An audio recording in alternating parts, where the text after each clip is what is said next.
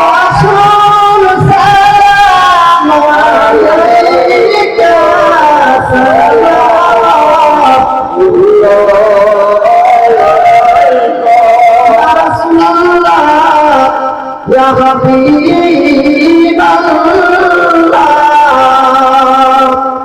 Medina প্রেমের শহর